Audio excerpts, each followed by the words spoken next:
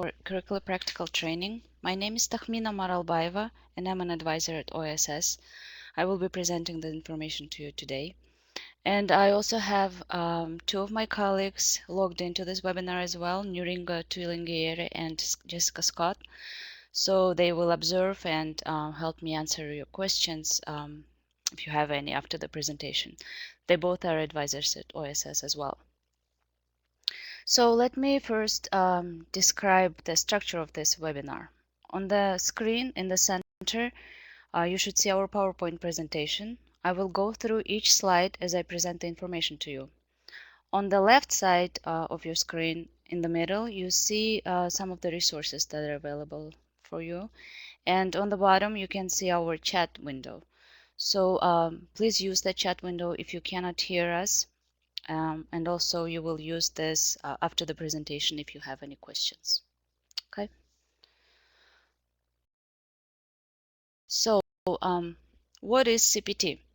Basically, CPT is a work authorization available to current F1 students prior to their graduation.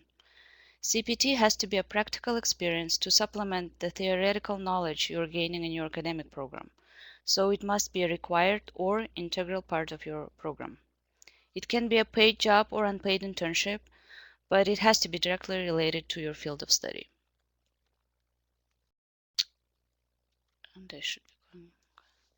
So CPT is available on a part-time basis to work for up to 20 hours per week, or a full-time basis for more than 20 hours per week.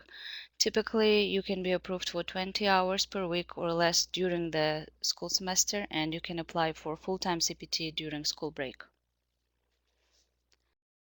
CPT application can be approved at OSS, so there is no need for government application. Unlike OPT, which stands for Optional Practical Training, where OSS can only recommend you for approval, but the final decision is made by the USCIS. So with CPT, it's much easier in that sense. You apply to OSS and we can approve it here.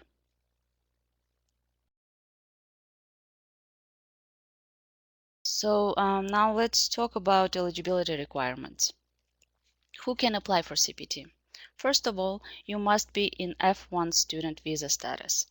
If you are a J1 student, this information is not relevant for you, and you should attend a webinar on academic training, which will take place next Thursday. So please check our website for more detailed information.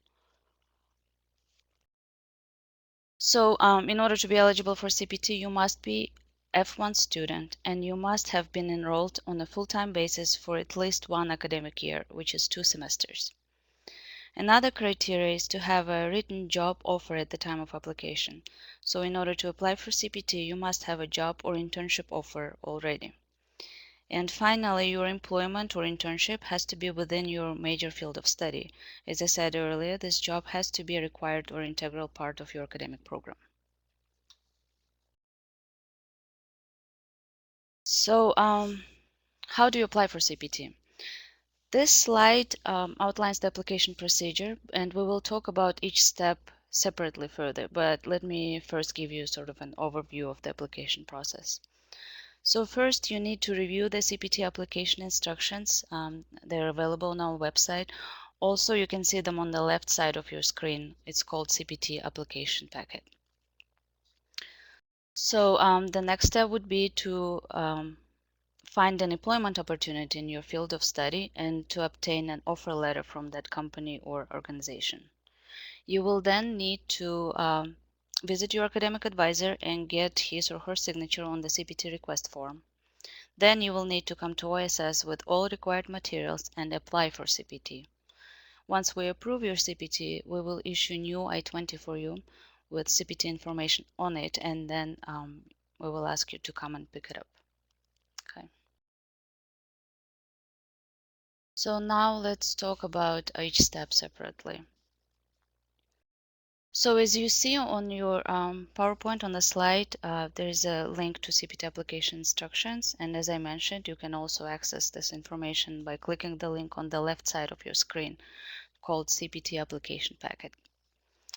This packet provides detailed instructions on how to apply for CPT. So please review these instructions very carefully. So once you've done that, you can start considering how opportunities in your field might fit within CPT boundaries.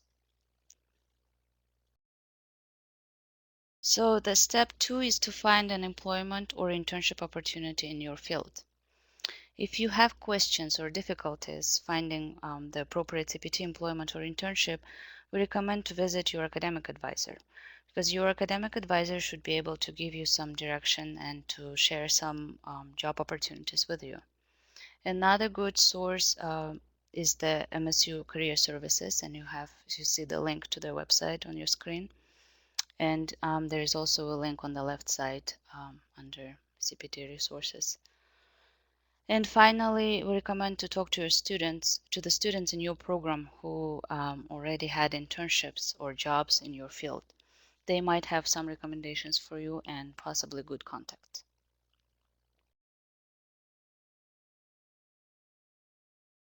So step 3 is to obtain an offer letter from your employer. Please make sure that your offer letter is on company letterhead and it is signed. Also, this letter must contain the following information. It has to state your job title or position. It should have at least a brief or detailed job description. It must state the start and end date of your employment or internship. It has to show your compensation rate if you are being paid. Plus, your employer should clearly state the number of hours per week that you will work at this company or organization. And finally, it must have a full address of employment location. And here it's important to have them write the address where you actually will be working at. If, for example, you will work in the branch office, not the headquarters, then they should write the address of the branch office. So basically, we need to know your whereabouts, where you will be working.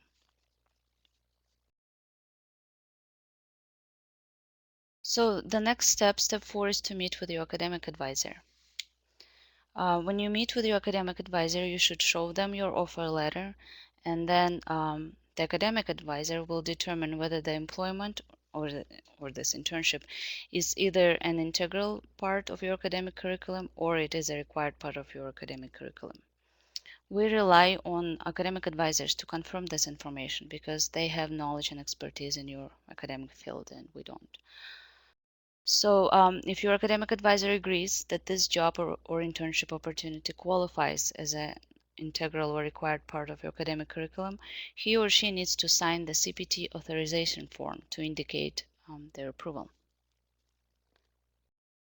And here you can see the example of CPT Authorization Form completed for integral part of academic curriculum.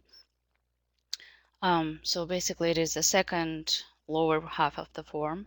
Where your academic advisor will need to mark the appropriate box and state when which academic course this CPT is connected to. So then at the bottom of the form, the academic advisor has to provide his or her information and sign and date this form. So on this slide you see another example of the same form, but this time it's completed for required part of for student curriculum. As you can see, your advisor again marks the appropriate box and then fills out the bottom part, signs and dates it. Since it's a required internship, there is no need to put a course name and other information.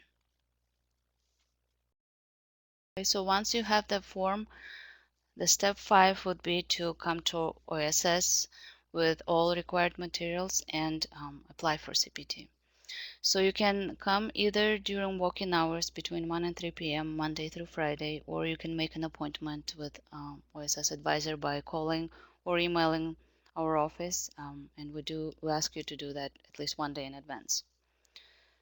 So the CPT application packet has the list of all required materials, and they're also listed here on this slide. So those documents are, first of all, it has to be your job or internship offer letter from the employer, your CPT authorization form signed by your academic advisor. Also, we ask you to provide proof of course enrollment, and you can print it from StuInfo. Also, you need to bring your passport, I-20, and I-94. And if you entered the US by air before May 2013, you should have your I-94 card in your passport. It's a little white card. But if you last entered the US after May 2013, you should be able to print your I-94 record at Customs and Border Protection website. And you can see the website on the slide. It's www.cbp.gov/I-94. So you bring these forms and apply for CPT. It is also very important to remember that CPT authorization is not guaranteed until it is approved by our office. So please do not make promises to your prospective employer until your employment is approved. And if we approve your CPT, we will issue new I-20 for you with the CPT approval notation. Please note that you cannot start working until you receive that new I-20. Also keep in mind that you can only work during authorized CPT dates. So you cannot start earlier and you cannot work after the end date of your CPT. And unfortunately, if you work without CPT authorization, we will have no choice but terminate your visa status. It is a government regulation, so there's not much we can do about it. So please be careful and make sure you work only after your CPT was approved and only during the dates that were approved. Okay, so step 6 is to pick up the new I-20 when it's ready. And as I already said, when we approve the CPT request, we will issue new I-20 with the CPT approval notation. Typical processing time for a new CPT I-20 is 2 business days, but it can take longer. OSS will send you an email as soon as your I-20 is ready for pickup. And when you receive your I-20, you will see the CPT approval notation on the 3rd page, as it is shown on the slide, on the example. So the notation will list your primary major, employment status, whether it's part-time or full-time CPT. It will list your duration of employment, name and location of employer.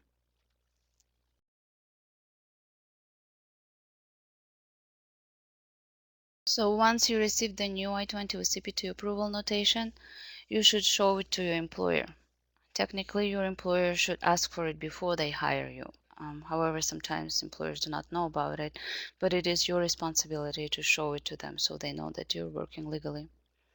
Another thing you should do is to apply for Social Security number if you don't have it already. And finally, if you are going to be paid, please be prepared to file tax documentation the following spring. So if you work in 2013, your tax filing due date will be April 15, 2014. And then if you work in 2014, your tax filing due date will be April 15, 2015, and so on.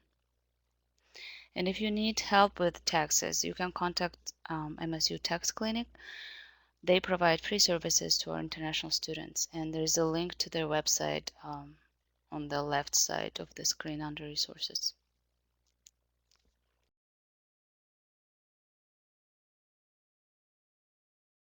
So you should know that having full-time CPT may impact your eligibility for OPT. And OPT stands for Optional Practical Training, and OPT is a basically temporary employment authorization directly related to the field of study, typically granted for 12 months after degree completion. So if you had 12 months or more of full-time CPT, then you can no longer apply for OPT, unfortunately. But if you had less than 12 months of full-time CPT, you are still eligible for OPT after your program completion.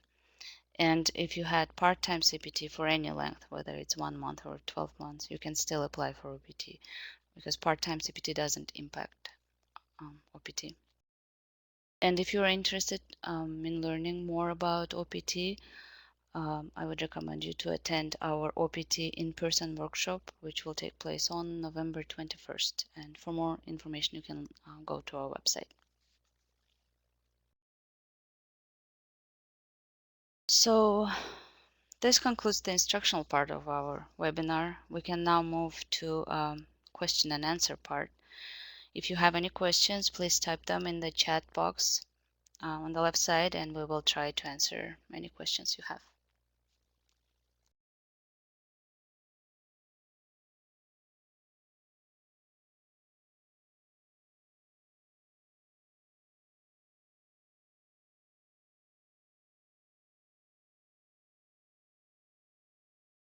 Questions so far?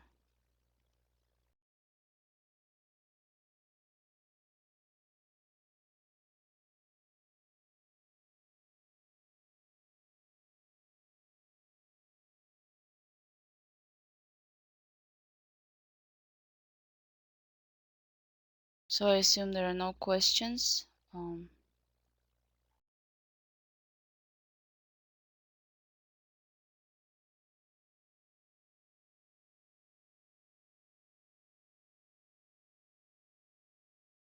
Okay, so I see that one participant is typing. Also, we ask you to answer the polls, as you can see on the right side.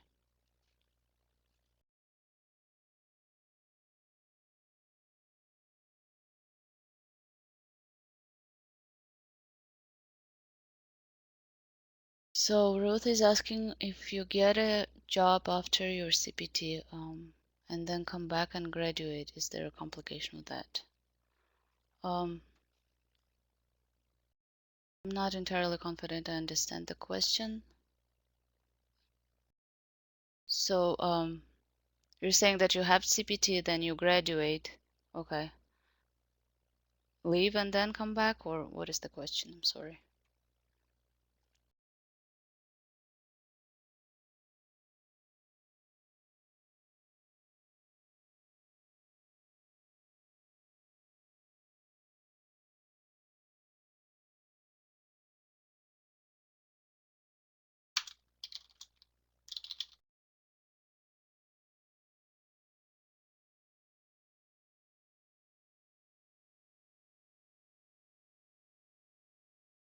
Okay, so hopefully Ruth is providing more clarification to her question.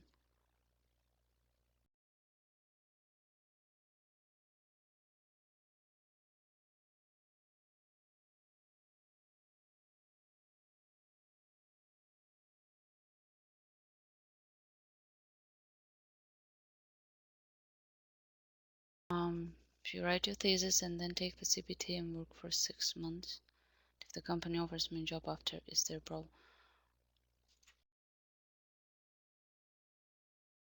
Well, after your, I mean, you can only do CPT during your studies, but if they want to hire you after you graduate, then you can apply for OPT. And I'll see if my colleagues can want to add anything to this.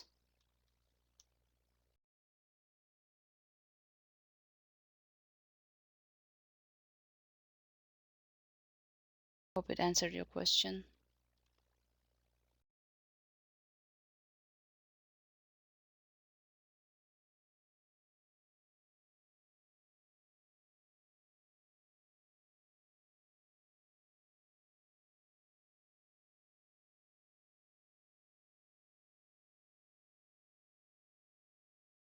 Do you have any other questions?